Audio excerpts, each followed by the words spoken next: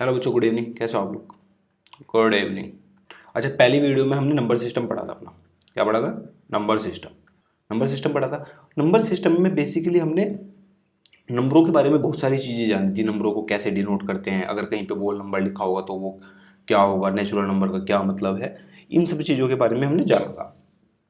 ठीक है। अब हम जो इस चैप्टर में पढ़ने जा रहे हैं उसका नाम है पोलिनोमियल। क्या नाम है? पोलिनोमियल। अभी हम आराम से देखेंगे पोलिनोमियल क्या होता है। फिर भी मैं एक रिव्यू दे देता हूँ आपको। आपने कुछ इस तरह की बहुत सारी जगह कुछ कुछ चीज़ें लिखी देखी होंगी। x+5, x² + 2x, 2x+3, x³ - 6, इस तरह बहुत कुछ चीज़ें लिखी देखी होंगी। तो ये सब पोलिनोमियल्स में आती है। और इनमें से क्या चीज़ें पोलिनोमियल्स में नहीं आती है, फिर पहचानने का कि पोलिनोमियल्स है या नहीं है, क्या तरीका है, ये सब आज की वीडियो में हम कवर करेंगे। तो चलिए शुरू करते हैं अपना चैप्टर पोलिनोमियल्स। तो क्या नाम है चैप्टर का बच्चों? पोलिनोमियल्स। ठीक है। आज की इस वीडियो में हम पोलिनोमियल्स के बारे में पढ़ेंगे। देखो, सबसे पहले नंबर वन चीज़ हम क्या समझनी होगी। देखो, पहली चीज़ जो चीज़ हमें याद रखनी है, पहले हम 2-3 टर्म समझते हैं। ठीक है। एक टर्म होती है कॉन्स्टेंट। ठीक है। क्या होती है? कॉन्स्टेंट। और एक टर्म होती है वेरिएबल। ठीक है। पहले हम इन दोनों को समझते हैं। कॉन्स्टेंट का मतलब होता है, ये वर्ड आपने इंग्लिश में बहुत बार सुना होगा, कॉन्स्टेंट का मतलब होता है फिक्स। क्या मतलब होता है? फिक्स। जो चीज फिक्स रहे, चेंज ना हो। तो जहां पे भी लिखा होगा कॉन्स्टेंट, यानी कि वो ऐसी वैल्यू है जो फिक्स है। अब जहां पे भी वैल्यू नंबर्स में लिखी होगी, 1 2 3 4 5 ऐसे डिजिट्स में लिखी होगी, कहीं पे 5 लिखा है तो भाई 5 की वैल्यू 5 ही रहेगी ना, चेंज नहीं हो सकती ना। अगर कहीं पे -5 लिखा है तो ये -5 ही रहेगी, ये चेंज नहीं हो सकती। तो ये ऐसी चीज़ें जहाँ पे भी 1 2 3 4 5 ऐसे नंबर्स में लिखा होगा, वो सब क्या आते हैं? कॉन्स्टेंट में, यानी कि वो चेंज नहीं हो सकते। ठीक है। अब वेरिएबल, तो वेरिएबल का मतलब क्या होता है? जो वेरी हो सके। वेरिएबल का हिंदी में मतलब क्या होता है? जो चेंज हो सके, दैट कैन चेंज। ये चेंज हो सकता है। ठीक है। ये फिक्स नहीं रहेगा, इट दैट कैन चेंज। ठीक है।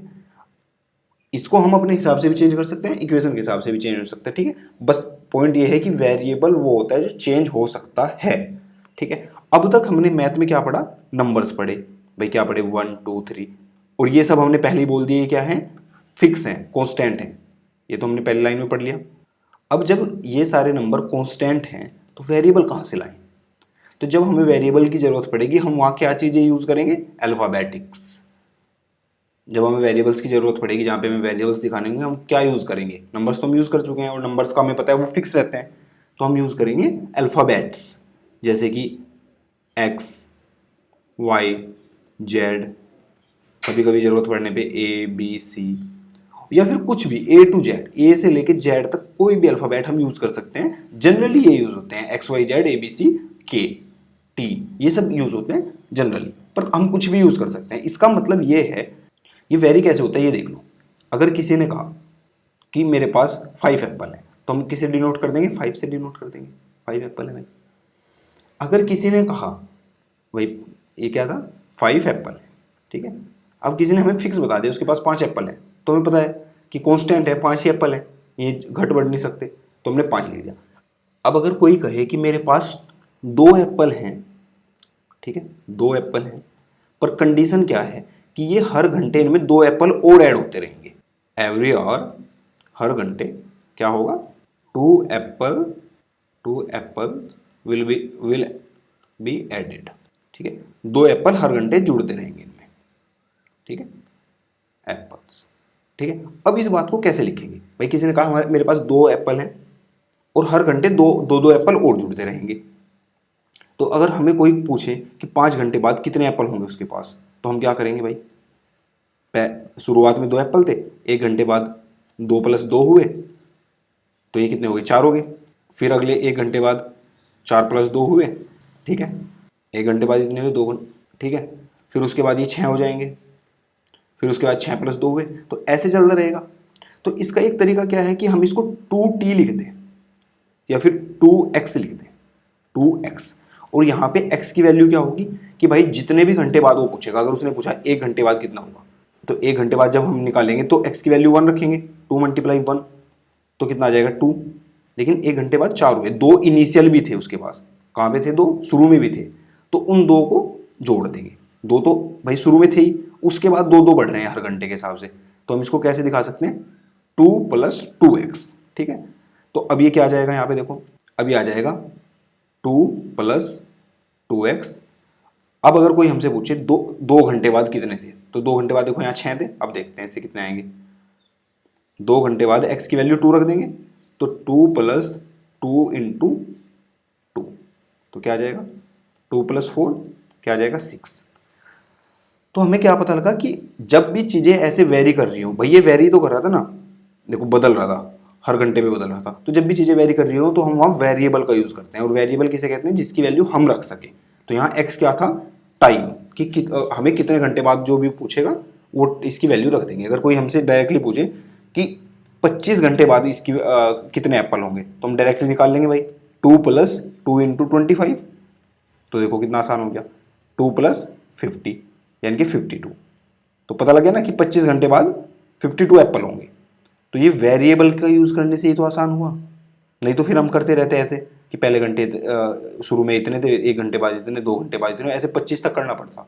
तो हमने उस कैलकुलेशन को घटाने के लिए डायरेक्ट एक वेरिएबल का यूज़ कर लिया। तो वेरिएबल इस तरह हमारे काम आते हैं। ठीक है, आगे बढ़ते हैं। अच्छा, एक इक्वेशन में 2 वेरिएबल भी हो सकते हैं। ठीक है, यानी कि कभी कभी इक्वेशन ऐसे मिलती है 2x + 4y।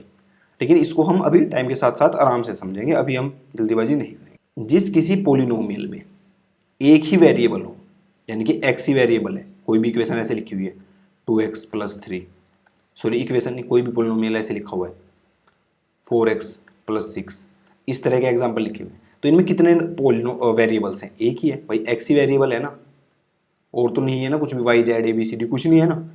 तो इसको बोलते हैं पोलिनोमियल इन वन वेरिएबल। क्या बोलते हैं, पोलिनोमियल इन वन वेरिएबल, यानी कि एक वेरिएबल वाला पोलिनोमियल है। ठीक है, यहाँ तक बात समझ में आई। अच्छा, अब एक चीज़ देखो आप, अगर एक वेरिएबल वाला पोलिनोमियल हमारे पास है, यानी कि जिसमें हम एक ही वेरिएबल यूज़ कर सकते हैं, जैसे कि सपोज x यूज़ करना है, तो एक तो उसमें x होगा, x के साथ कुछ मल्टीप्लाई में होगा, जैसे 2 ही मान लेते हैं, 2 मल्टीप्लाई में है यहाँ पे। ठीक है, प्लस यहाँ पे कोई कांस्टेंट लिखा होगा, 3 मान लेते हैं यहाँ पे, तो यानी कि ये क्या लिखा हुआ है 2x + 3। तो इस पोलिनोमियल में ये पार्ट क्या है, कांस्टेंट। ठीक है, ये पार्ट क्या है, ये 2 भी तो कांस्टेंट है ना, पर ये वो कांस्टेंट है जो x के साथ यूज हो रहा है, तो इसको बोलते हैं कोफिशिएंट ऑफ x। क्या बोलते हैं, कोफिशिएंट ऑफ x, यानी कि वो कांस्टेंट जो 2 के साथ x के साथ यूज हो रहा है। ठीक है, यहाँ तक बात क्लियर है। इसको बोलेंगे कोफिशिएंट ऑफ x, इसको बोलेंगे कांस्टेंट टर्म। ठीक है, ये कई सारे कंसेप्ट हैं, इनको मैं मिक्स नहीं करना चाह रहा हूँ, इसलिए एक एक करके पढ़ा रहा हूँ। ठीक है, तो इसको आराम आराम से एक एक स्टेप में समझेंगे। हमने अभी तक क्या क्या समझ लिया, कांस्टेंट किसे कहते हैं, वेरिएबल किसे कहते हैं, फिर पोलिनोमियल इन वन वेरिएबल का क्या मतलब है, जिसमें एक ही वेरिएबल यूज हुआ। ये जो x के साथ यूज हुआ है इसको बोलते हैं कोफिशिएंट ऑफ x, और जो अकेला यूज हुआ है इसको बोलते हैं कांस्टेंट। ठीक है, यहाँ तक बात क्लियर है, आगे चलते हैं। अच्छा देखो, जब कहीं ये लिखा रहता है 2x + 3, तो हम इसको ऐसे लिख सकते हैं 3x की पावर 0, भाई यहाँ पे 2x की पावर 1 है, इसको 3x की पावर 0 भी लिख सकते हैं, क्योंकि अगर किसी भी चीज़ की पावर 0 हो तो उसकी वैल्यू होती है 1। ठीक है, ये बात याद रखेंगे। ठीक है, ऐसे भी लिख सकते हैं। तो अगर इसमें कोई ये पूछ ले कि कोफिशिएंट बताओ, what is the coefficient of x की पावर 0, तो हम लिखेंगे 3 is the coefficient of x की पावर 0। ठीक है, ये बात समझ लेंगे आराम से। यहाँ तक ये बात क्लियर हुई, इतनी बात समझ में आई। अब देखो, जैसे इस इक्वेशन में मैक्सिमम पावर x की 1 थी, ठीक है, ऐसे ही 2 भी हो सकती है, 3 भी हो सकती है, 4 भी हो सकती है। कैसे भाई, कहाँ से आती है वो, सपोज करो हमारे पास एक स्क्वायर है और इसकी साइड वेरिएबल है, हमें किसी ने बताई नहीं, बस ये बता दिया इसकी साइड x है, तो इसका एरिया क्या होगा भाई, इसका एरिया क्या होगा, x × x, क्या आ जाएगा ये x²। ठीक है, तो ये भी एक पोलिनोमियल है और इसकी मैक्सिमम पावर क्या है, 2 है।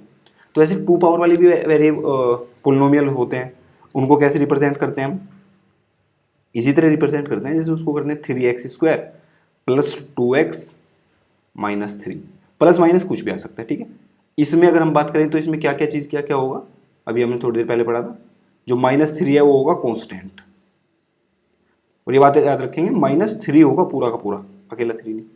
2 होगा कोफिशिएंट ऑफ x, और 3 होगा कोफिशिएंट ऑफ x²। ठीक है, यहाँ तक बात क्लियर। तो ऐसे ही हमारे पास जो ये मैक्सिमम पावर है, ये कितनी भी हो सकती है। अब हम समझेंगे कि इनको अलग अलग नाम कैसे दिए गए हैं। देखो, जब मैक्सिमम पावर 1 हो, जब मैक्सिमम पावर 1 हो, यानी कि इस तरह की इक्वेशन हो 2x + 3, मैक्सिमम पावर क्या है 1 है। अच्छा, ये पोलिनोमियल है ना, तो इसको px से डिनोट कर देते हैं। किससे? px से।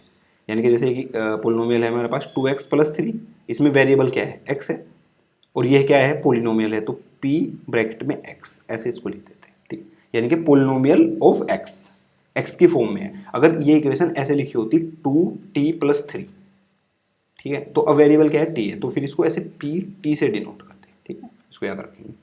तो देखो, जिसमें मैक्सिमम पावर 1 है उसको बोलते हैं लीनियर पोलिनोमियल। क्या बोलते हैं? Linear polynomial. यानी कि इसमें भाई मैक्सिमम पावर 1 है, लीनियर पोलिनोमियल। अच्छा, इसमें एक चीज़ और समझ लो, ये लीनियर पोलिनोमियल है, यानी कि ऐसा पोलिनोमियल जिसकी मैक्सिमम पावर 1 है, तो इसमें 2 पावर वाला टर्म तो आ नहीं सकता। ठीक है, तो इसका जो स्टैंडर्ड फॉर्मेट है रिप्रेजेंट करने का, वो क्या क्या है? ax + c। ठीक है, polynomial of x = ax + c। ऐसे क्यों लिखा? यानी कि x तो इसमें वेरिएबल है, a कोई भी कांस्टेंट है जो कोफिशिएंट है x का। ठीक है, यहाँ पे a कांस्टेंट है। ठीक है, यानी कि ये स्टैंडर्ड फॉर्मेट है, यहाँ पे a वेरिएबल नहीं है, ये मतलब किसी भी पोलिनोमियल को, लीनियर पोलिनोमियल को रिप्रेजेंट कर रहा है, और c यहाँ पे कोई कांस्टेंट है। इनकी अलग से वैल्यू भी बता देंगे। जैसे हमें ये पोलिनोमियल रिप्रेजेंट करना है तो हम बोल देंगे भाई a = 2 है, c = 3 है। ठीक है, तो ये इसका एक इसका स्टैंडर्ड फॉर्मेट है कि लीनियर पोलिनोमियल को हम ऐसे लिख सकते हैं।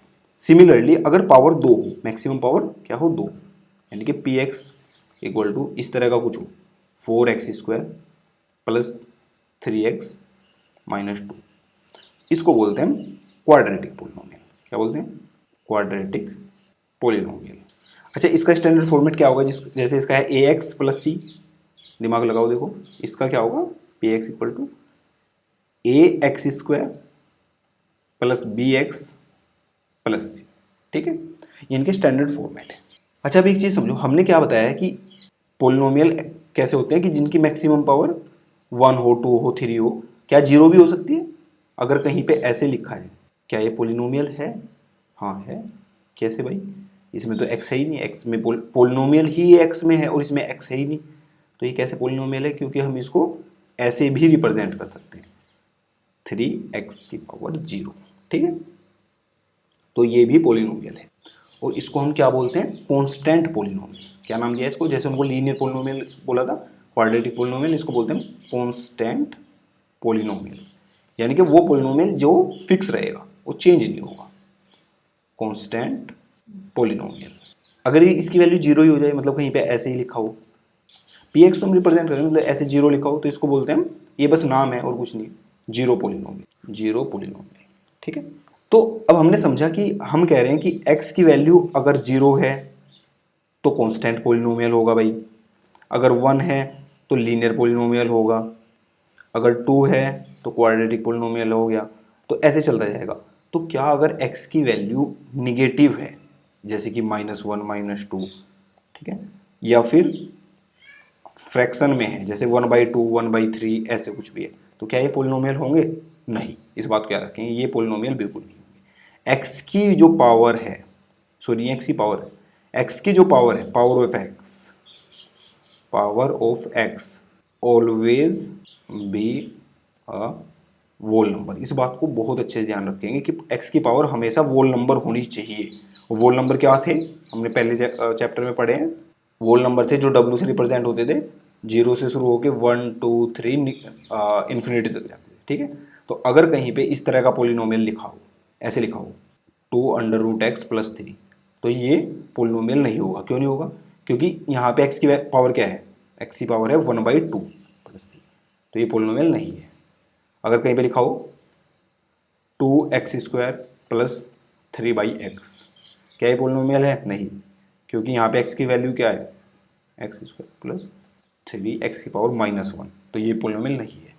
अच्छा, ऐसा जरूरी नहीं है कि मैक्सिमम पावर जो है वो वोल नंबर है और कम वाली वोल नंबर नहीं है, तब भी पोलिनोमियल नहीं होगा। ठीक है, तो पोलिनोमियल के लिए क्या जरूरी है कि x की पावर हमेशा वोल नंबर हो, जहाँ जहाँ भी उस इक्वेशन में x है, उस पोलिनोमियल में सॉरी x है।